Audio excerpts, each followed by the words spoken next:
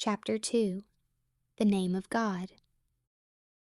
It cannot be stated too often that consciousness is the one and only reality, for this is the truth that sets man free.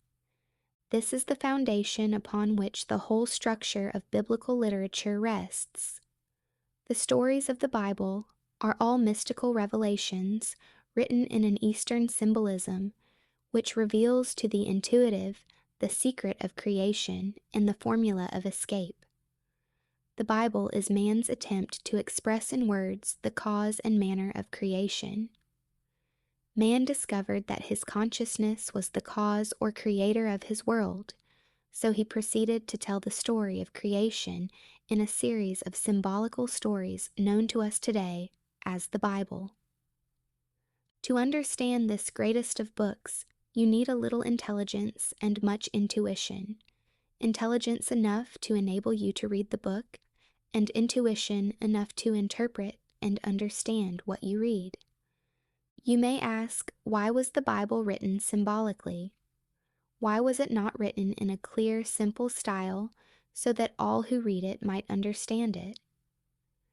To these questions I reply that all men speak symbolically to that part of the world which differs from their own. The language of the West is clear to us of the West, but it is symbolic to the East, and vice versa. An example of this can be found in the Easterner's instruction. If thine hand offend thee, cut it off. Mark 9:43. He speaks of the hand, not as the hand of the body, but as any form of expression, and thereby he warns you to turn from that expression in your world, which is offensive to you. At the same time, the man of the West would unintentionally mislead the man of the East by saying, "This bank is on the rocks." For the expression "on the rocks" to the Westerner is equivalent to bankruptcy, while a rock to an Easterner is a symbol of faith and security. I will like him unto a wise man which built his house upon a rock. And the rain descended, and the floods came, and the winds blew and beat upon that house. And it fell not, for it was founded upon a rock. Matthew 7:24-25. To really understand the message of the Bible, you must bear in mind that it was written by the Eastern mind and therefore cannot be taken literally by those of the West. Biologically, there is no difference between the East and the West. Love and hate are the same. Hunger and thirst are the same. Ambition and desire are the same. But the technique of expression is vastly different.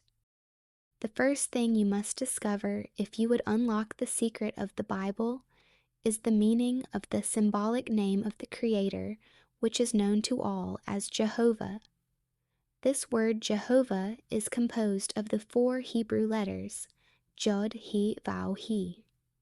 The whole secret of creation is concealed within this name.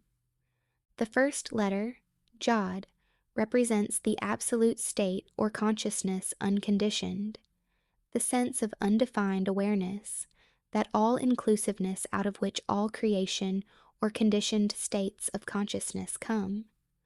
In the terminology of today, Jod is I am, or unconditioned consciousness. The second letter, He, represents the only begotten Son, a desire, an imaginary state. It symbolizes an idea, a defined subjective state or clarified mental picture. The third letter, Va, symbolizes the act of unifying or joining the conceiver, Jod, the consciousness desiring to the conception, He, the state desired, so that the conceiver and the conception become one. Fixing a mental state, consciously defining yourself as the state desired, impressing upon yourself the fact that you are now that which you imagined or conceived as your objective, is the function of Va. It nails or joins the consciousness desiring to the thing desired. The cementing or joining process is accomplished subjectively by feeling the reality of that which is not yet objectified. The fourth letter, He, represents the objectifying of this subjective agreement. The Jod He Va makes man or the manifested world, he, in the image and likeness of itself, the subjective conscious state. So the function of the final he is to objectively bear witness to the subjective state Jod He Va. Conditioned consciousness continually objectifies itself on the screen of space. The world is the image and likeness of the subjective conscious state which created it. The visible world of itself can do nothing. It only bears record of its creator, the subjective state. It is the visible Son, He, bearing witness of the invisible Father, Son, and Mother, Jod He Va, a holy trinity which can only be seen when made visible as man or manifestation.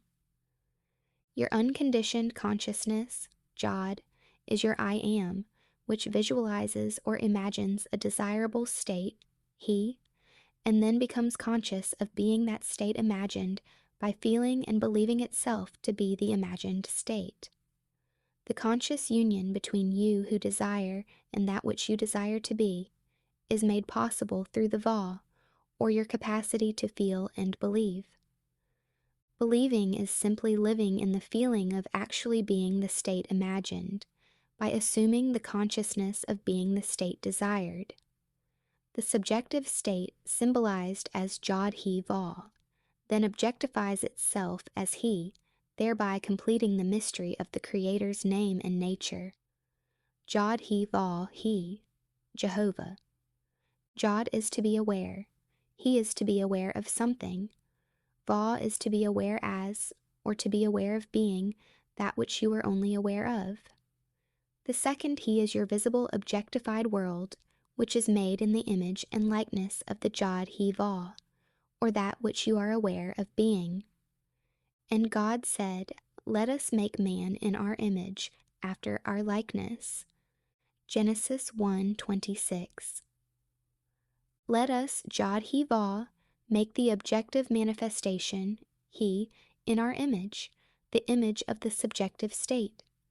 The world is the objectified likeness of the subjective conscious state in which consciousness abides.